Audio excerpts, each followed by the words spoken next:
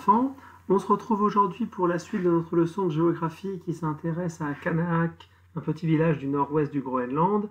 Et on s'était posé la question par rapport à ce village si la vie à Kanahak était comme celle du clip promotionnel que je vous avais montré, c'est-à-dire aussi trépidante, pleine d'activité. On avait vu dans un premier temps que vivre à Kanahak, c'était vivre dans un territoire avec des contraintes naturelles importantes, hein. Le jour et la nuit polaire, le froid glacial, l'aridité par le manque d'eau sous forme liquide, l'absence même d'eau sous forme liquide.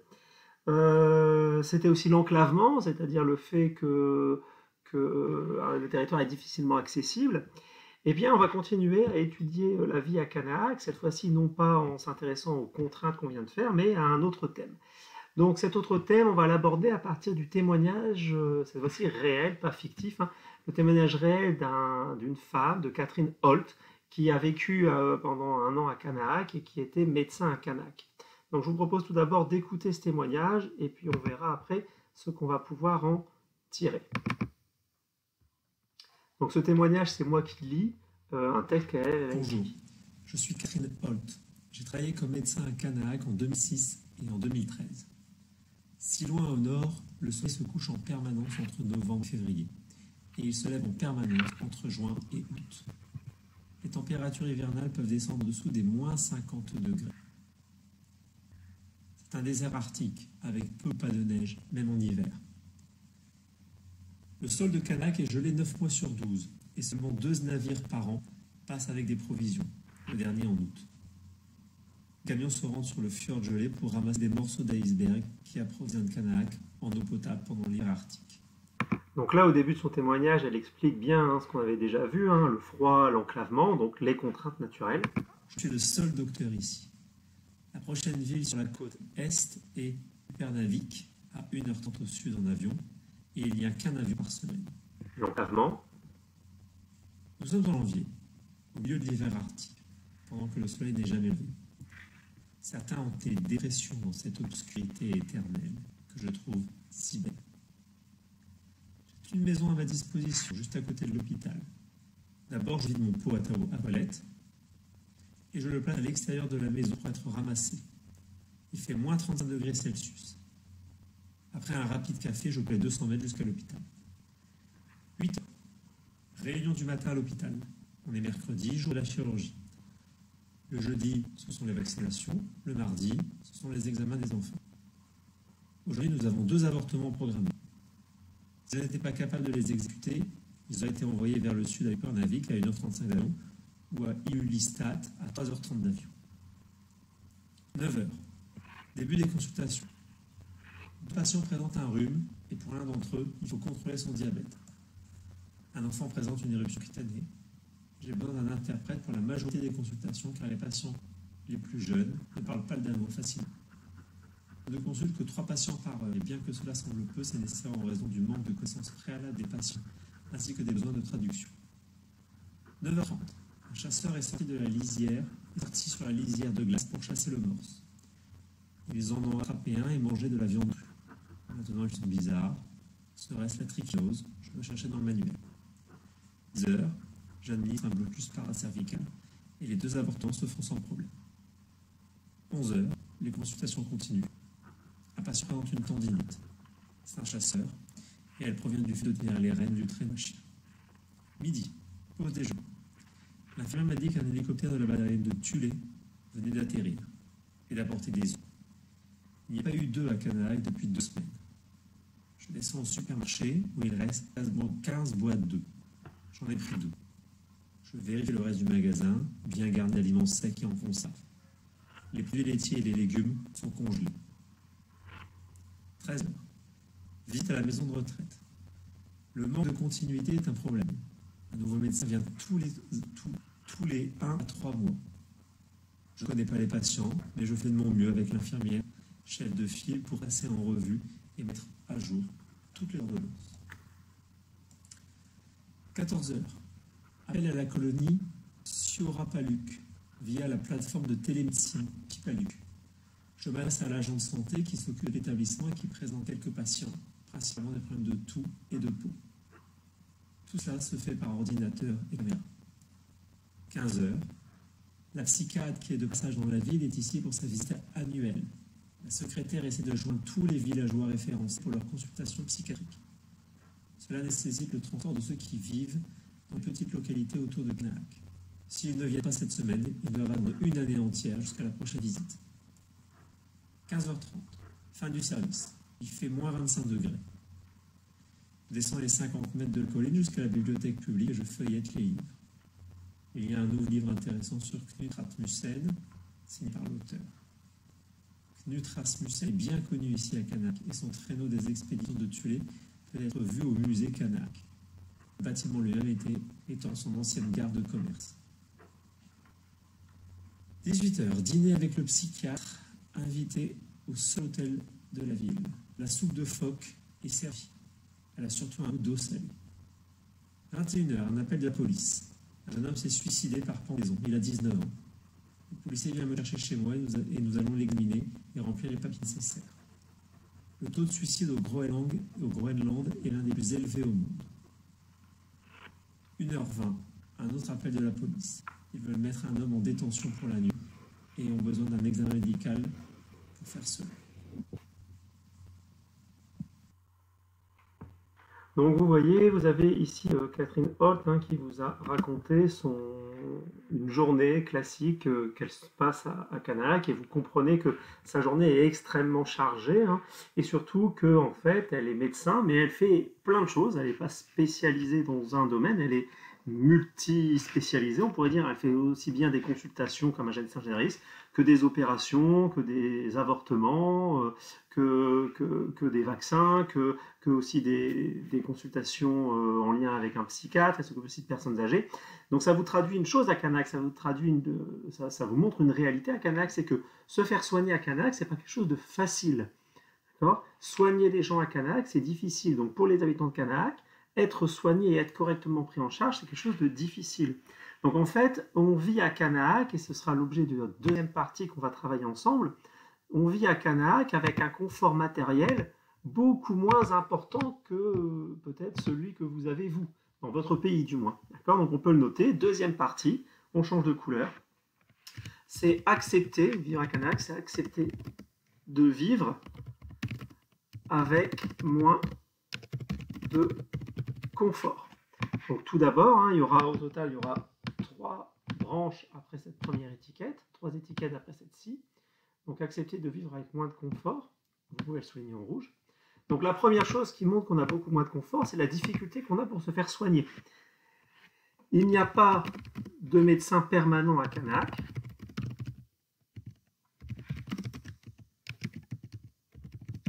Il n'y a pas de médecin permanent à Canaac. Les soins sont assurés. Les soins sont assurés par un médecin qui s'installe pendant une année. Et tous les ans, le médecin change. Et parfois, comme les habitants vivent pas forcément à Canaac et loin, vous l'avez vu, elle vous l'a dit, Catherine Holt, les consultations médicales se font par ordinateur, par télémédecine, par distanciel, on dirait. Donc vous voyez, on ne peut pas être soigné de la même manière que dans un pays comme la France, où on peut aller voir un médecin en prenant son rendez-vous. Là, ça ne fonctionne pas véritablement comme ça, c'est beaucoup plus compliqué. De la même manière, vous voyez, quand on parle des personnes qui ont une maladie psychiatrique, le psychiatre ne vient qu'une fois par an à Canaac, et il faut être prêt, on peut ne le voir qu'une fois par an. Donc vous voyez, être soigné à Canaac, c'est quelque chose de beaucoup plus compliqué que dans certains pays de la planète, dans certaines villes de la planète. Donc il s'installe pendant une période limitée. On peut rajouter que les soins se font aussi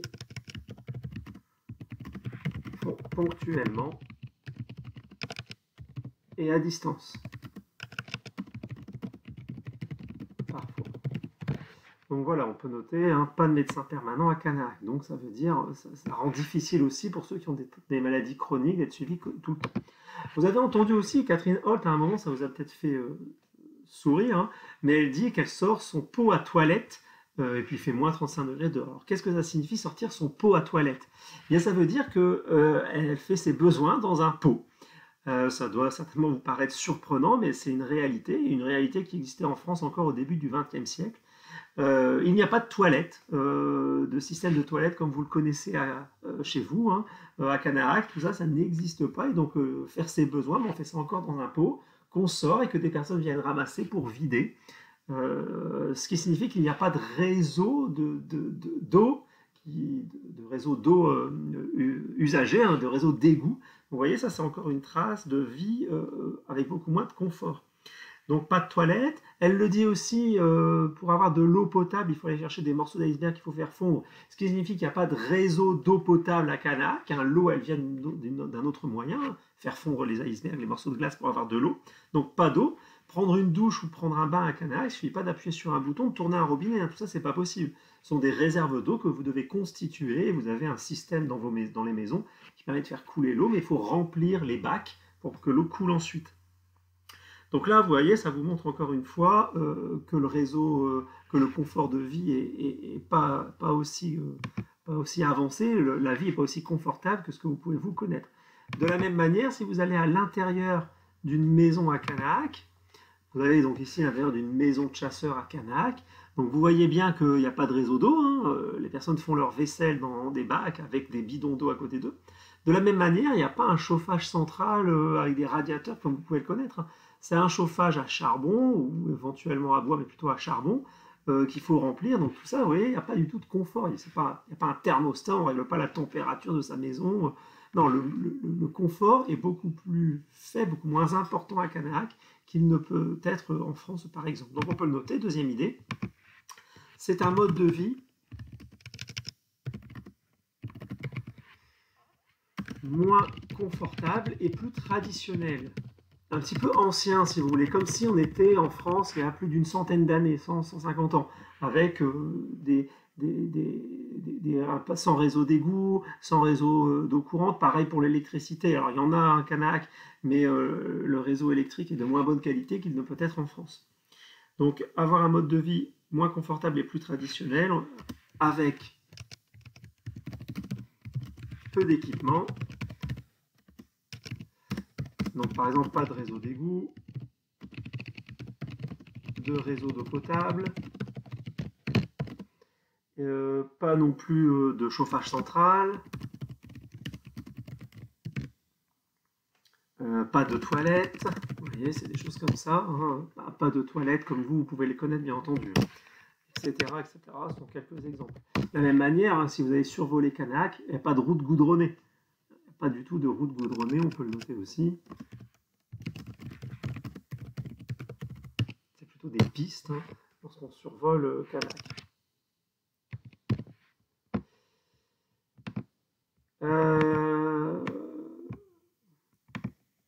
Goudronné. Hop.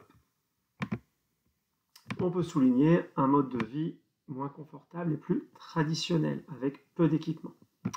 Donc troisième et dernière chose que je voulais vous montrer par rapport à cette idée de vivre avec beaucoup moins de confort, lorsque vous êtes lorsque vous allez dans une maison à Canahac, par exemple celle-ci, hein, maison d'un monsieur qui s'appelle Knut, vous voyez, en fait, on a vraiment l'idée de vivre à une époque beaucoup plus ancienne que la nôtre, et on voit aussi que dans le choix des objets de consommation, on est encore sur un poste de radio, cassette, CD, chose qui n'existe quasiment plus, du moins qu'on voit de moins en moins.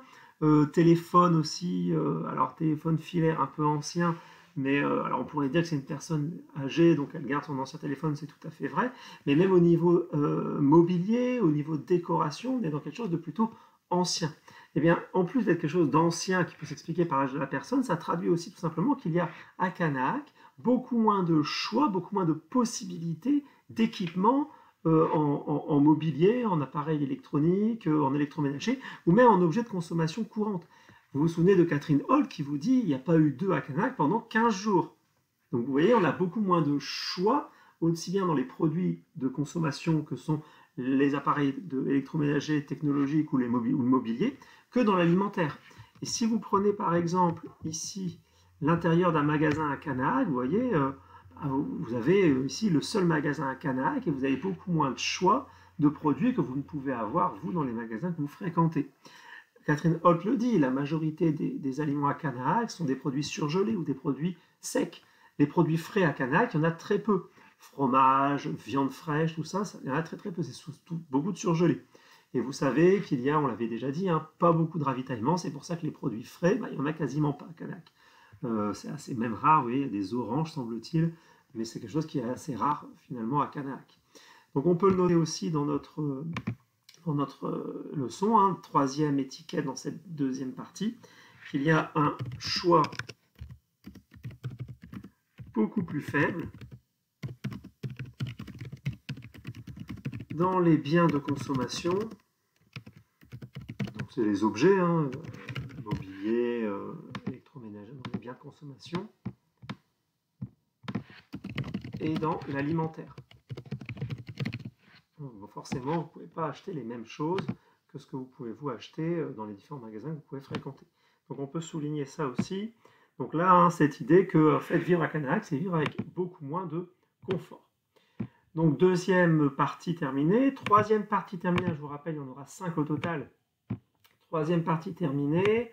On commence la troisième partie, donc vous changez de crayon de couleur. Catherine Hott le dit aussi hein, dans cette troisième partie, c'est l'idée qu'en fait les habitants de Canac, pour pouvoir survivre, ils doivent s'adapter aux contraintes qui sont importantes et qu'on avait vu la fois précédente. Catherine Hott le dit, donne un exemple d'adaptation des contraintes. Certes, il n'y a pas d'eau potable, mais que font les gens? Eh bien, ils vont aller chercher des morceaux d'iceberg qui vont faire fondre et ça leur donne leur eau potable. Donc vous voyez, ça c'est un exemple d'adaptation des contraintes, je vais vous dire de le souligner. Exemple d'adaptation des contraintes, puisqu'il n'y a pas d'eau, les habitants vont aller chercher des morceaux de glace qu'ils vont faire fondre et ils vont obtenir de l'eau potable. Donc on peut le noter, hein, l'eau potable provient de morceaux d'iceberg fondus.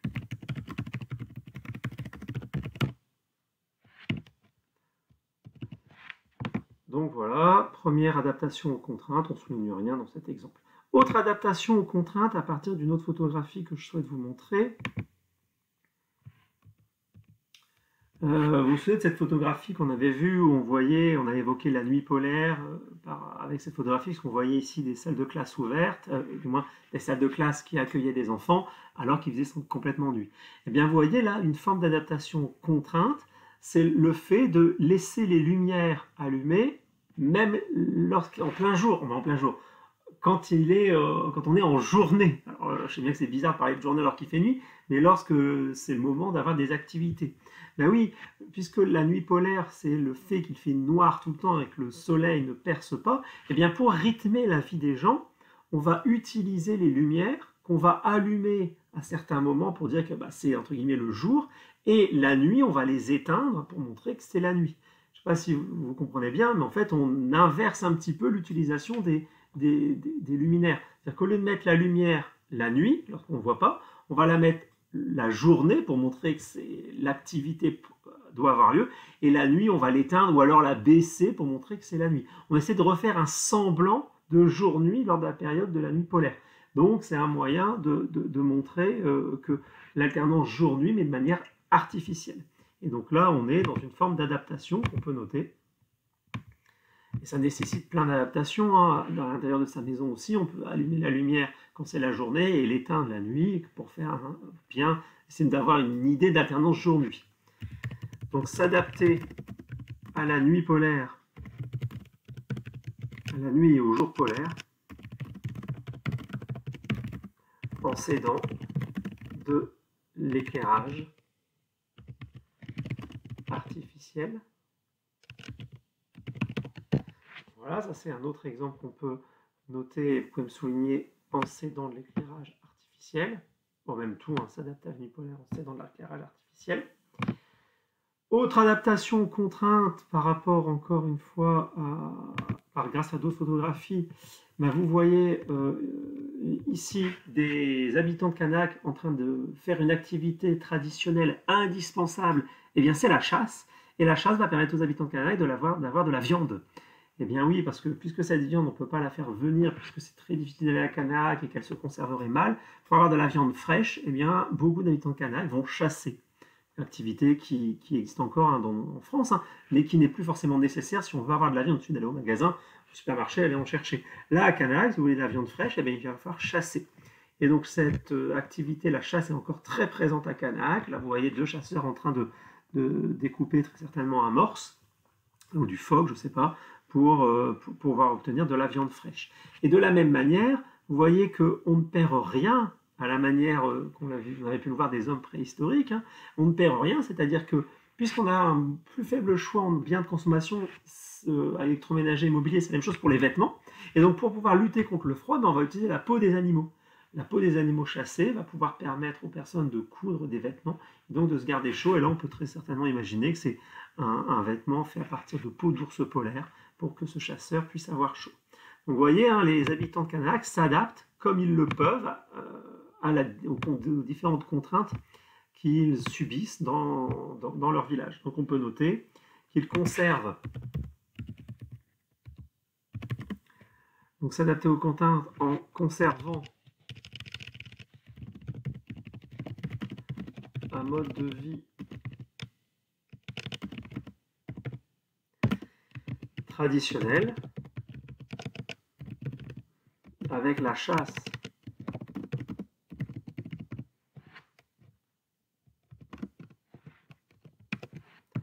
et la pêche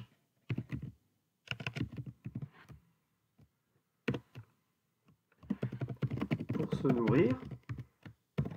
Et de la même manière, on peut aussi noter que pour pouvoir s'adapter aux contraintes, on va se vêtir avec des peaux d'animaux.